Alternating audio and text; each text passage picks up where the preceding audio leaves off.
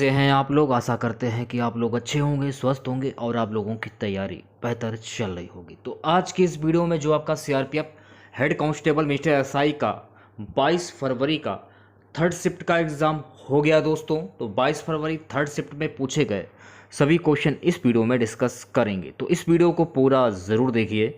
Video अच्छा लगे तो प्लीज़ वीडियो को लाइक और शेयर जरूर करें। जिन बच्चों ने चैनल को सब्सक्राइब नहीं किया है तो प्लीज़ चैनल को सब्सक्राइब करके नोटिफिकेशन बेल ऑन करना ना भूलें। तो चलिए स्टार्ट करते हैं आज का वीडियो। गाइस, अगर आप लोग फर्स्ट शिफ्ट, सेकंड शिफ्ट और थर्ड शिफ्ट की पीडीएफ लेना चाहते हैं तो आप हमारा टेलीग्राम ग्रुप ज्वाइन कर लीजिए। टेलीग्राम ग्रुप में मैंने सारी पीडीएफ सेंड कर दी हैं। वहाँ से आप लोग बिल्कुल निःशुल्क में पीडीएफ प्राप्त कर सकते हैं। पीडीएफ में आप फर्स्ट शिफ्ट, सेकंड शिफ्ट और थर्ड शिफ्ट के सारे क्वेश्चन आप लोग देख सकते हैं। लिंक इस वीडियो के डिस्क्रिप्शन में मैंने दे दिया है। सो गाइस, पहला क्वेश्चन पूछा गया था कि ईशान किशन ने बांग्लादेश के खिलाफ अपना दोहरा शतक कितने बॉल में पूरा किया था। तो ईशान किशन ने बांग्लादेश के खिलाफ अपना दोहरा शतक 126 बॉल में पूरा किया था। फैक्ट जान लीजिए। बांग्लादेश के खिलाफ रोहित शर्मा के चोटिल होने के कारण टीम इंडिया का हिस्सा बने ईशान किशन ने चलाया ये बैच बॉल। उन्होंने 131 गेंदों पर 210 रनों की शानदार पारी खेली। अपना दोहरा शतक केवल 126 बॉल पर पूरा किया। ये आपको ध्यान में रखना है। गाइस, अगला क्वेश्चन पूछा गया था कि झावेरी बहन का संबंध किस राज्य से है। तो झावेरी बहन का संबंध मणिपुरी से है। ये आपको ध्यान रखना है। कुछ महत्वपूर्ण फैक्ट है उन्हें जान लीजिए जो कि आपकी परीक्षा की दृष्टि से काफी इंपॉर्टेंट है। गुरु बिपिन को अक्सर मणिपुरी नृत्य का जनक माना जाता है। मुख्य रूप से मणिपुरी नृत्य से जुड़ी 3 शैलियां हैं। कौन कौन सी हैं ये भी जान लीजिए। मंडल रसक भगवान कृष्ण आकर्षण का केंद्र होते हैं जबकि वे गोपियां से घिरे होते हैं। एक है ताई रसाक। ताई रसाक ये मुख्य रूप से ताली बजाने के साथ किया जाता है। एक है डंडा रसक। नर्तकियों की स्थिति की मदद से एक ज्यामितीय पैटर्न बना जाता है और 2 डंडियों के साथ ड्रम बजाया जाता है। अगला क्वेश्चन पूछा गया था कि जामा मस्जिद का निर्माण किसने करवाया था। तो जामा मस्जिद का निर्माण शाहजहां ने करवाया था। दिल्ली के जामा मस्जिद को मुगल सम्राट शाहजहां ने बनवाया था। इस मस्जिद के निर्माण का काम वर्ष 1650 में शुरू हुआ था और यह 1656 में बनकर तैयार हुआ था। इस मस्जिद के बरामदे में करीब 25,000 लोग एक साथ नमाज पढ़ सकते हैं।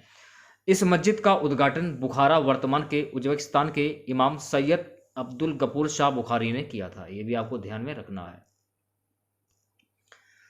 अगला क्वेश्चन पूछा गया था दिल्ली में एमसीडी इलेक्शन 2022 कितने सीटों पर चुनाव हुआ था। कुल 250 सीटों पर चुनाव हुआ था। फैक्ट जान लीजिए। दिल्ली नगर निगम एमसीडी इलेक्शन में आम आदमी पार्टी ने शानदार प्रदर्शन करते हुए बहुमत हासिल कर लिया है। दिल्ली एमसीडी पर पिछले 15 साल से बीजेपी काबिज थी, लेकिन इस बार आम आदमी पार्टी आप ने जीत दर्ज की। बीजेपी दूसरे नंबर पर है जबकि कांग्रेस तीसरे पायदान पर है। बता दें कि एमसीडी की 250 सीटों पर 4 दिसंबर को मतदान हुआ था। इन चुनाव में 250 वार्ड में कुल 1349 उम्मीदवार मैदान में थे। इनमें से 382 प्रत्याशी निर्दलीय थे। बीजेपी और आप ने सभी 250 सीटों पर अपने अपने कैंडिडेट्स उतारे थे जबकि कांग्रेस ने 247 उम्मीदवार ही चुनावी मैदान में उतारे थे। अब देखिए, एक हिंदी का क्वेश्चन पूछा गया था कि उपेक्षा का विलोम शब्द क्या होगा। तो उपेक्षा का विलोम शब्द होगा अपेक्षा। अगला क्वेश्चन गाइस पूछा गया था दिल्ली में शराब पीने की उम्र 25 वर्ष से घटाकर कितना कर दिया गया है। तो दिल्ली में शराब पीने की उम्र 25 वर्ष से घटाकर 21 वर्ष कर दिया गया है। फैक्ट जान लीजिए आप लोग। शराब पीने की न्यूनतम आयु 25 से 21 वर्ष किया जा रहा है। वहीं शराब पीने के लिए अब रात के 3 बजे तक की छूट दी जाएगी। ऐसे में शराब प्रेमी देर रात तक जाम छलका सकते हैं। बताइए, आप सोच सकते हैं कि ऐसा भी क्वेश्चन पूछा जाएगा, शराब वाला क्वेश्चन। आपने कभी एक्सपेक्ट किया था कि ऐसा भी क्वेश्चन पूछा जाएगा। पोस्को एक्ट अधिनियम कब पारित किया गया था। ये वाला क्वेश्चन मैंने आपको अपने करंट अफेयर्स के वीडियो में कराया था। अगर आप लोगों ने हमारा करंट अफेयर वीडियो देखा होगा तो ये क्वेश्चन मैंने आप लोगों को कराया था। तो पोक्सो एक्ट जो है ये 2012 में पारित किया गया था। ये आपको ध्यान रखते हैं। तो पोक्सो एक्ट 2012 है। यह कानून बच्चों को यौन अपराधों से संरक्षण प्रदान करता है। यह अधिनियम 19 जून 2012 को अधिनियमित किया गया था। इसे 14 नवंबर 2012 को लागू किया गया था। यह अधिनियम बच्चों को यौन हिंसा, यौन उत्पीड़न और पोर्नोग्राफी जैसे अपराधों से बचाने और उनके हितों की रक्षा के लिए बनाया गया था। अधिनियम के अनुसार 18 वर्ष से कम आयु के किसी भी व्यक्ति को बच्चा माना जाएगा। ये यौन दुर्व्यवहार के विभिन्न रूपों को भी परिभाषित करता है, जिसमें मर्मज्ञ और गैर मर्मज्ञ हमले के साथ साथ यौन उत्पीड़न और अश्लील साहित्य शामिल हैं। अगला क्वेश्चन गाइस पूछा गया था, समानता का अधिकार किस अनुच्छेद में वर्णित है? तो समानता का अधिकार अनुच्छेद 16 में वर्णित है। फैक्ट जान लीजिए आप लोग। समानता का अधिकार, राइट टू इक्वलिटी इन हिंदी, यह मौलिक अधिकारों में से एक है जो भारत के संविधान द्वारा नागरिकों को गारंटीकृत है। हमारे संविधान के अनुच्छेद 14, 15, 16, 17 और 18 के तहत समानता का अधिकार दिया गया है।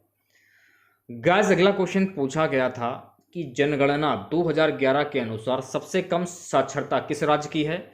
तो जनगणना 2011 के अनुसार सबसे कम साक्षरता बिहार राज्य की है। ये आपको ध्यान में रखना है, महत्वपूर्ण फैक्ट जान लीजिए।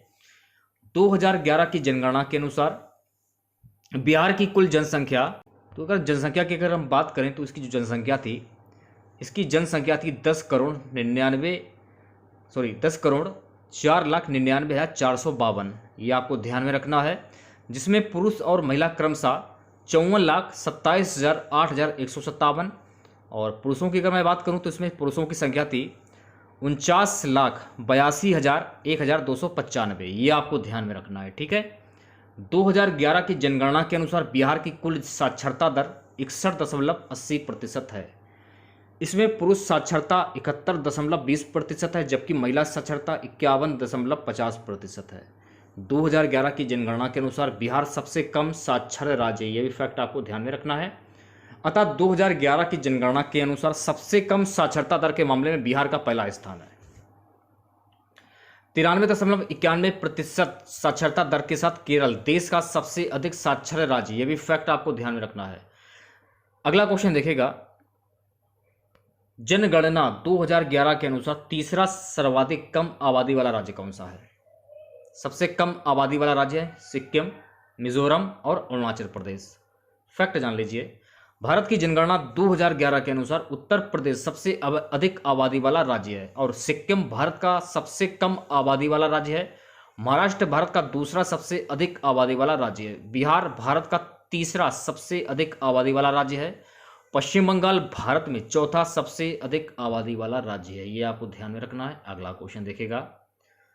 अगला क्वेश्चन गाइस पूछा गया था कि शिक्षा के लिए आम बजट कितना रखा गया है? तो शिक्षा के लिए आम बजट 12,898.5 करोड़ रखा गया है। फैक्ट जान लीजिए। आम बजट 2023-24 में शिक्षा के लिए करीब 1,12,899 करोड़ रुपए आवंटित किए गए हैं। बता दें कि पिछले साल के बजट 2022 में शिक्षा के लिए 1,04,278 करोड़ रुपए आवंटित किए गए थे, यानी कि 8,000 करोड़ रुपए से ज्यादा का इजाफा। अगला क्वेश्चन देखेगा, नोटबंदी 2023 के पीठासीन कार्रवाई के न्यायाधीश का नाम क्या है? सुप्रीम कोर्ट की 5 जजों की बेंच ने 4 से 1 नोटबंदी के फैसले को सही ठहराया। हालांकि जस्टिस नागरत्ना ने इससे अलग राय रखी है। उन्होंने कहा है कि यह पूरी कवायद 24 घंटे में हो गई थी। नोटबंदी पर सुप्रीम कोर्ट ने क्या हुआ ये भी जान लीजिए, और जजों ने किस आधार पर सही ठहरा ये भी जान लीजिए, और केंद्र और आरबीआई ने क्या कहा है ये भी जान लीजिए आप लोग। मोदी सरकार का 500 और 1,000 रुपए के पुराने नोटों को बंद करने का फैसला सही था। सुप्रीम कोर्ट ने इस पर मोहर भी लगा दी है। सुप्रीम कोर्ट की 5 जजों की बेंच ने 4 से 1 से नोटबंदी को सही ठहराया है। केंद्र की नरेंद्र मोदी सरकार ने 8 नवंबर 2016 को 500 और 1,000 रुपए के पुराने नोटों को बंद कर दिया था। इस फैसले को चुनौती देते हुए सुप्रीम कोर्ट में 58 याचिकाएं दायर हुई थीं। इन याचिकाओं पर justice Abdul Nazeer, justice V R. Gavai, justice A S. Bopanna, justice V. Ramasubramanian और जस्टिस वी. नागरत्ना की बेंच सुनवाई कर रही थी। बेंच ने 7 दिसंबर को अपना फैसला सुरक्षित रख लिया था। गाइस अगला क्वेश्चन पूछा गया था कि आवास सारणी में 5वां तत्व कौन सा होता है? तो 5 बोरान वी, ये आपको ध्यान रखना है। 4 और 5 आवर्त में प्रत्येक में 18 तत्व होते हैं। ये फैक्ट आपको ध्यान में रखना है। पहला आवर्त केवल 2 तत्वों से युक्त सबसे छोटा आवर्त है। दूसरा और तीसरा आवर्त छोटे आवर्त होते हैं। प्रत्येक छोटे आवर्त में 8 तत्व हैं। छठवां आवर्त सबसे बड़ा है और उससे 32 तत्व हैं। सातवीं आवर्त एक अधूरा आवर्त है। गाइस अगला क्वेश्चन पूछा गया, नीचे तीसरा साक्षरता दर किस राज्य का है? राजस्थान। सबसे कम की बात हो रही है यहाँ पे। स्टेट बैंक ऑफ इंडिया कौन से एक्ट में बना? ये एक्ट नहीं होगा, एक्ट होगा। स्टेट बैंक ऑफ इंडिया कौन से एक्ट में बना है? तो ये बना है 1806 में पड़ी थी SBI की नींव। पूरी बात जान लीजिए आप लोग। ब्रिटिश राज्य में उस साल बैंक ऑफ कोलकाता की स्थापना की गई थी। स्थापना के 3 साल बाद बैंक को अपना चार्टर प्राप्त हुआ और 2 जनवरी 1809 में इसे बैंक ऑफ बंगाल का नाम दे दिया गया। तो इतने ही क्वेश्चन हमको मिले थे। तो छोटा सा वीडियो था आप लोगों के लिए। वीडियो अच्छा लगा हो तो प्लीज़ वीडियो को लाइक और शेयर जरूर करें। और अगर आप PDF पाना चाहते हैं फर्स्ट शिफ्ट, सेकंड शिफ्ट और थर्ड शिफ्ट की, तो आप हमारा टेलीग्राम ग्रुप ज्वाइन कर लीजिए। वहाँ पर आपको तीनों शिफ्टों के पेपर मिल जाएंगे। ठीक है, तो अगर आप चैनल पर नए हैं तो चैनल को सब्सक्राइब करना ना भूलें और नोटिफिकेशन बेल ऑन करना ना भूलें। मिलते हैं नेक्स्ट वीडियो के साथ। जय हिंद, जय भारत।